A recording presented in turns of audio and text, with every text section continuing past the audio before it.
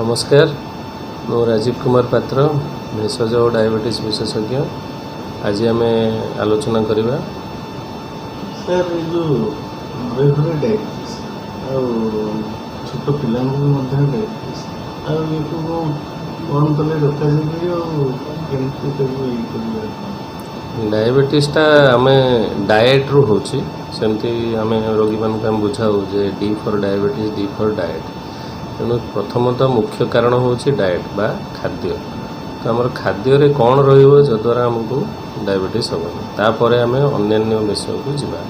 खाद्य साधारणतः आमर जो गुड़िक श्वेतसार युक्त खाद्य सेगुड़ी को कमाइवा पड़ो कहीं श्वेतसार जातीय खाद्य अधिका परिमाण शर्करा रही है। सेगुड़ी को खाई जदि आम परिश्रम न करवा उपयुक्त भाव खर्च न करवा ताहले आमर सेगुड़िक मेदबहुलता सृष्टि कर आम देहरे शर्करा परिमाण बढ़े।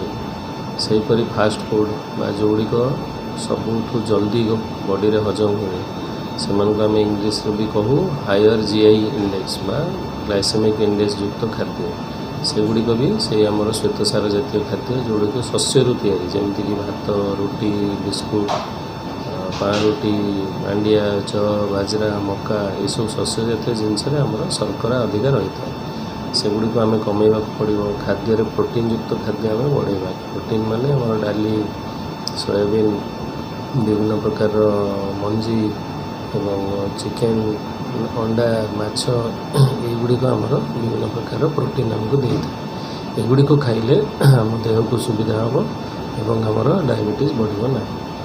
तापर आम आसवा दैनंदिन जीवन शैली आम सका उठुचे खाद्यपेय करुचे काम दाम को जाऊे किंतु निजर देहपाई कौन व्यायाम बा कौन परिश्रम युक्त कार्य आम करूँ। आजिकल एआई जुग हो गला बहुत किसी कंप्यूटर करदे बहुत किसी लोक जानवाहन है आम गाड़ी रे भी पढ़ाऊँ आम निजे गोड़ चलूनी आम कौन प्रकार रिक्रिएशन समय आम टीवी मोबाइल देखुँ आम जा खेला करवा कि चलाचली करवा कि पार्क रे आमद प्रमोद करवा से गुड़ी आम भूली गलुँ से आमर मेदबहुलता होपर आसवा पिला कथा। पिला माने साधारणतः स्कूल रे आजिकल पाठपढ़ा कंपटीशन विभिन्न प्रकार कोचिंग अन्य आनुषंगिक पाठपढ़ा जपरिक साइड पाठपढ़ा किए चित्रांकन शिखुची किए डांस करुँची किए मैथमेटिक्स अलग कोचिंग नौ तो ये सब द्वारा पिला माने व्यस्त रही जाउछन स्कूल पाठपढ़ा सहित ये सब से आम खेलपाई कौन प्रकार समय दे पारना से खेल नथिबा जोगु सेमानकर मध्य खाद्य प्रति अनुसंगिता बढ़ुची एवं सेमानकर मेदबहुलता बढ़ुची जोटा कि कारण होची छोट छुआंक देहरे डायबिटीज सृष्टि होना।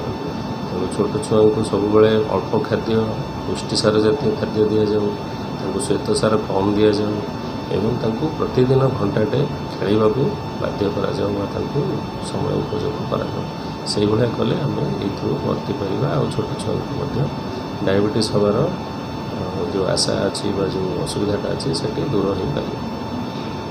डायबिटीज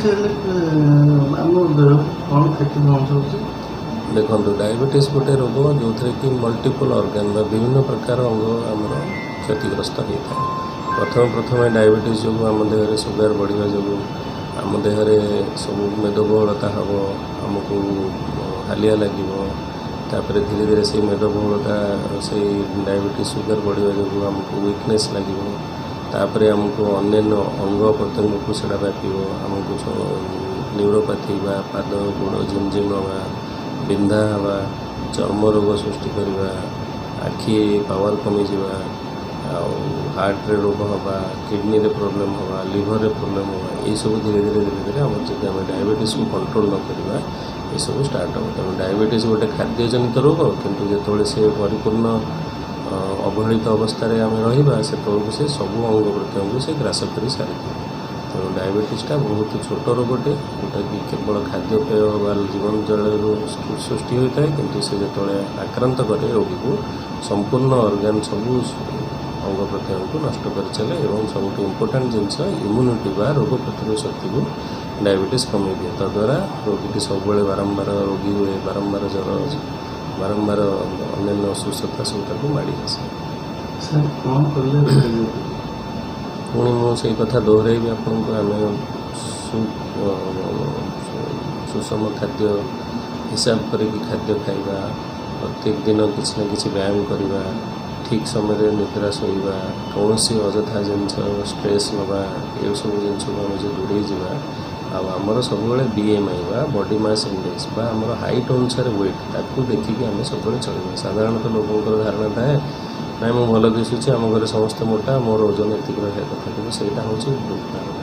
ସବୁବେଳେ ଉଚ୍ଚତାକୁ ସେଣ୍ଟିମିଟରରେ ମାପି ସେଇଥିରୁ 100 ଯଦି ଆପଣ ହରଣ କରିବେ, ସେଇଟା ଜାଣିବେ ଆପଣଙ୍କର ଯେଉଁ ସଂଖ୍ୟାଟି ବାହାରିଲା ସେଇଟା ହେଉଛି ଆପଣଙ୍କର ଠିକ୍ ଓଜନ ବା ୱେଟ୍। ସେତିକି ୱେଟ୍ ଭିତରେ ନିଜକୁ ରଖିବାକୁ ଚେଷ୍ଟା କରିବେ।